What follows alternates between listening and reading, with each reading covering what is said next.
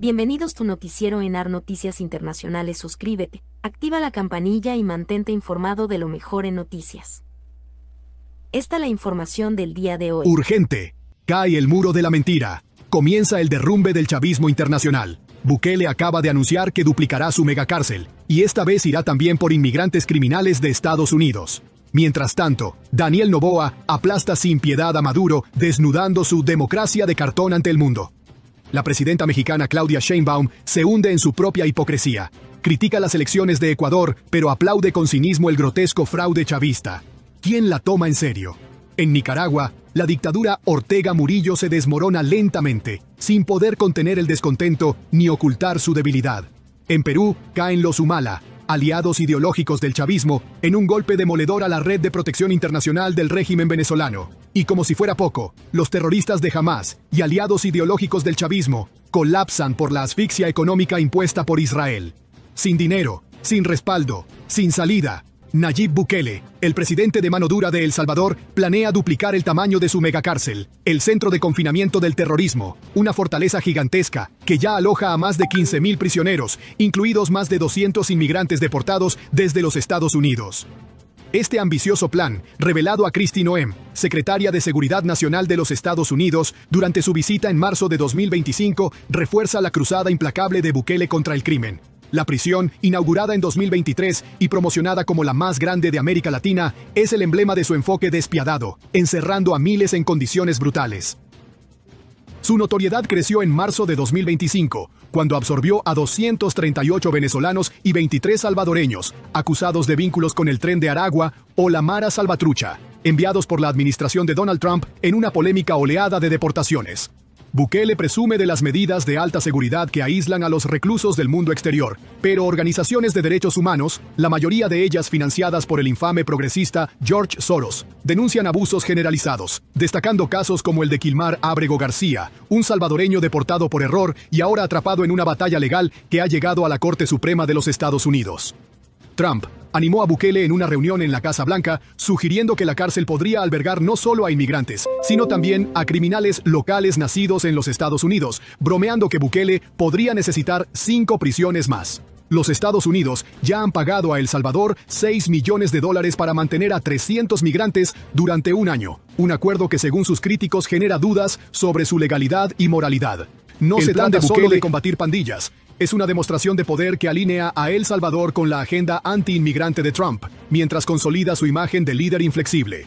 Sin embargo, en las calles salvadoreñas crece la inquietud, con muchos preguntándose hasta dónde llegará este imperio carcelario y si es una solución a largo plazo o una olla a presión a punto de estallar. Cambiando de escenario, en Ecuador, el presidente Daniel Noboa desató una ofensiva verbal contra el dictador venezolano, exponiendo la farsa de su supuesta democracia.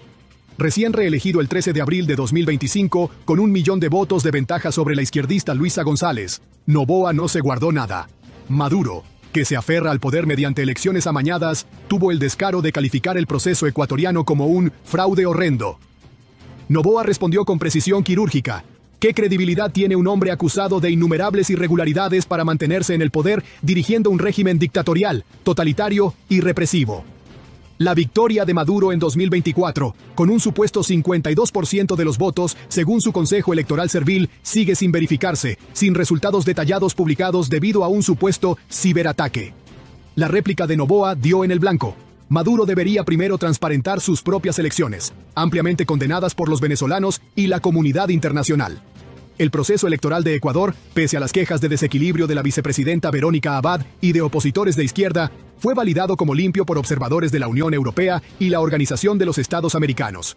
El triunfo de Noboa es una bofetada al socialismo regional, especialmente al espectro chavista que alguna vez apoyó al expresidente ecuatoriano Rafael Correa. En las redes, muchos celebran la valentía de Noboa, viéndolo como una estrella emergente que enfrenta sin temor a los dictadores de la región, con comparaciones inevitables con el desafío de Bukele a las élites liberales. En el otro lado del continente, la hipocresía de la presidenta de México, Claudia Sheinbaum, aviva aún más este incendio. Mientras Sheinbaum cuestiona la victoria legítima de Noboa, guarda un silencio cómplice sobre el robo electoral de Maduro. Sheinbaum, quien asumió el poder en 2024, se negó a reconocer el triunfo de Noboa, alegando que debía esperar por razones no especificadas, una maniobra que Noboa calificó como una señal clara a su base ideológica. Este doble rasero apesta a solidaridad izquierdista con el régimen de Maduro, con el que el partido Morena de Sheinbaum ha simpatizado desde hace años. Su escepticismo sobre las elecciones ecuatorianas contrasta con su mutismo ante el fraude de Maduro en 2024, que desató protestas con un saldo de 27 muertos, 200 heridos y 2.400 detenidos. La oposición venezolana, liderada por Edmundo González Urrutia, asegura tener pruebas de una victoria aplastante, pero el gobierno de Sheinbaum no ha dicho una palabra. Esta indignación selectiva revela la podredumbre de las élites izquierdistas de América Latina, que sostienen a tiranos como Maduro mientras socavan a líderes democráticos como Noboa. En línea, las críticas a Sheinbaum se multiplican, acusándola de traicionar los principios democráticos de México para acercarse a Caracas, con especulaciones de que su postura busca asegurar el petróleo venezolano ante la crisis energética de México. Ahora, en Nicaragua, la dictadura de Daniel Ortega y su esposa, Rosario Murillo, está al borde del colapso, según la oposición. 7 años después del estallido social de 2018, que dejó más de 300 muertos y miles de encarcelados o exiliados, los opositores declararon el 17 de abril de 2025 que Ortega y Murillo están derrotados. Esta afirmación se basa en varios factores. Primero, el aislamiento internacional del régimen ha crecido, con sanciones de los Estados Unidos, Canadá y la Unión Europea que han paralizado su economía. Segundo, la disidencia interna está en ebullición, con antiguos aliados sandinistas volviéndose contra el control férreo de Ortega. Tercero, la oposición señala la fuga de más de 500.000 nicaragüenses desde 2018, una hemorragia de talento que ha dejado al país vacío. La dependencia del régimen en la represión, 1.500 presos políticos siguen encarcelados y los medios independientes han sido aniquilados, solo ha avivado la resistencia. La negativa de Ortega a reformar o negociar, junto con las apariciones cada vez más erráticas de Murillo, dibuja un régimen en decadencia. Este colapso es un reflejo de la Venezuela de Maduro, donde la ruina económica, con una inflación de 1000% en 2024 y la emigración masiva, con 7.7 millones de huidos desde 2015, indican una dictadura en sus últimos días. Ambos regímenes, unidos por su ideología socialista y su apoyo mutuo a través de la Alianza ALBA, se desmoronan bajo el peso de su propia corrupción y brutalidad. La declaración audaz de la oposición ha encendido debates, con muchos afirmando que la caída de Nicaragua podría acelerar la de Venezuela, mientras los dominós del despotismo regional se derrumban. En Perú, la caída del expresidente Ollanta Humala y su esposa, Nadine Heredia, es un golpe triunfal contra los tentáculos del chavismo. Humala, alguna vez favorito de Hugo Chávez, está ahora tras las rejas, condenado por lavado de dinero y corrupción vinculados a millones de fondos ilícitos de la petrolera estatal venezolana PDVSA y la constructora brasileña Odebrecht. Heredia, enfrentando cargos similares, huyó a Brasil, donde vive exiliada, evadiendo la justicia. Su presidencia de 2011 a 2016, presentada como un proyecto nacionalista, fue desenmascarada como una fachada para la influencia chavista, con Venezuela canalizando dinero para asegurar la alineación de Perú con Caracas. El estilo de vida lujoso de la pareja, financiado con dinero sucio, se desmoronó cuando los fiscales descubrieron una red de cuentas offshore y sobornos.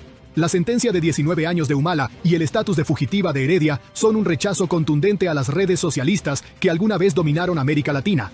Esta victoria trasciende a Perú, indicando que los títeres regionales del chavismo ya no son intocables. En las redes, muchos celebran la caída de los Humala como una advertencia a otros aliados de Maduro, con especulaciones de que Evo Morales de Bolivia podría ser el próximo, dado sus propios lazos con el régimen venezolano.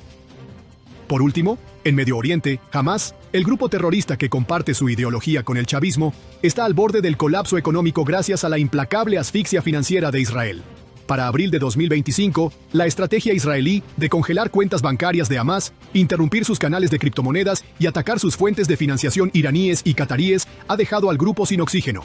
Hamás, que alguna vez movió millones para sostener sus operaciones en Gaza, ahora no puede pagar a sus combatientes ni mantener sus túneles. Este colapso es un golpe directo a la Venezuela de Maduro, que ha apoyado abiertamente a Hamás desde la era de Chávez, acogiendo a sus operativos y repitiendo su retórica anti-israelí.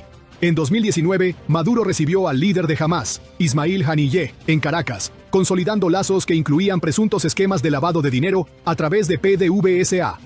El éxito de Israel en estrangular a Hamás refleja las sanciones de los Estados Unidos contra Venezuela, que han reducido los ingresos petroleros de Maduro en un 80% desde 2019. El mundo observa cómo estos dos males, Hamás y el chavismo, se enfrentan a la extinción, con voces en línea celebrando que el eje de la tiranía se está fracturando. Desde la expansión carcelaria de Bukele hasta el desafío de Noboa, la duplicidad de Sheinbaum, el desmoronamiento de Nicaragua, la purga en Perú y la caída de Hamas, el mensaje es claro. El mundo libre contraataca, y el espectro socialista que ha atormentado a América Latina y más allá se desvanece rápidamente.